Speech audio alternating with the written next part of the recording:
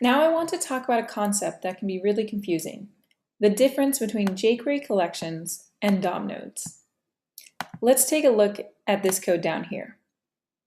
The first line uses document.getElementById to find the element with the ID of cuteness and save it into this variable.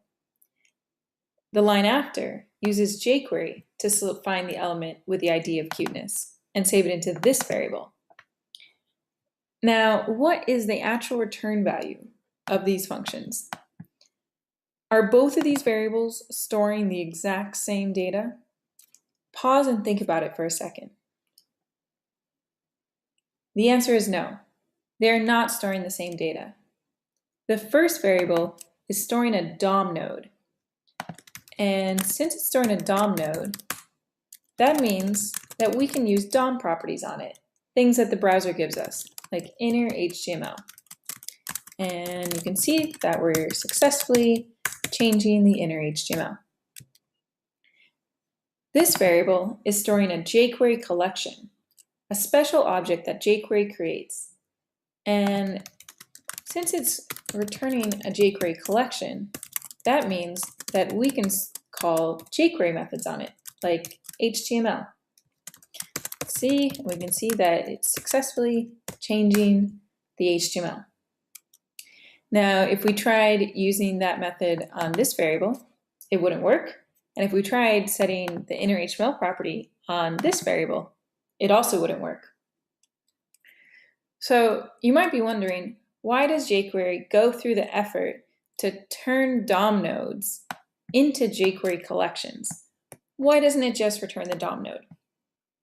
Well, jQuery has also provided functions like HTML and attra and add class and CSS, and these functions make it so you can do DOM manipulation and have it work across browsers and be able to do it in a small amount of code. And jQuery wants to make it easy for you to call these methods on everything you find and create with jQuery. And these methods are only defined for jQuery collections, therefore jQuery has to return a jQuery collection object. Okay, so hopefully you understand the reason why we have jQuery collection objects. Now, it can still be confusing sometimes to keep track of which of your variables are storing DOM nodes and which of them are storing jQuery collections. That's why many of us like to use a naming convention where we prefix jQuery collection variables with a $sign. Let's see, so var heading equals, we'll just do the same thing as before, get the ID of cuteness. And now we've got a jQuery variable. I'll just prove that using jQuery again. Okay, so I use this convention, and it means that anytime I see a variable name starting with $sign in my code, I'm pretty sure that it's a jQuery collection object and that I can call jQuery collection methods on it. All right, now sometimes I actually want access to the DOM node that's inside the jQuery collection. And we can pull it out pretty simply. So let's see, let me show you. I'm going to create a variable to store it. I'll call it heading D. And what I need to do is reference the jQuery collection object and then treat it like an array. And since I want to pull out the first matched element, because there's only one matched element, I'm going to say bracket 0.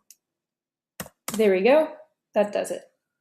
So now this variable should store the same as this variable. They're both storing DOM nodes and the same DOM node.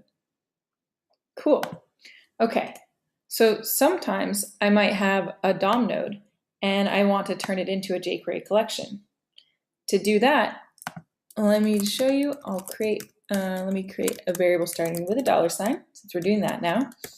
And then the way I do this is I call the jQuery function, and then I can just pass in the DOM node variable. And now jQuery will take that and turn it into a jQuery collection. And now we can store it there. So heading J is now storing the same thing as heading from J. jQuery collections that both have this element inside of it. Cool. All right, so Now you hopefully have a better understanding of collections versus DOM nodes. Normally, you don't have to do all this conversion between one and the other and keep track of it so much, but it is handy to know how to do it when you need it. And it's also just important to really understand what data your code is storing.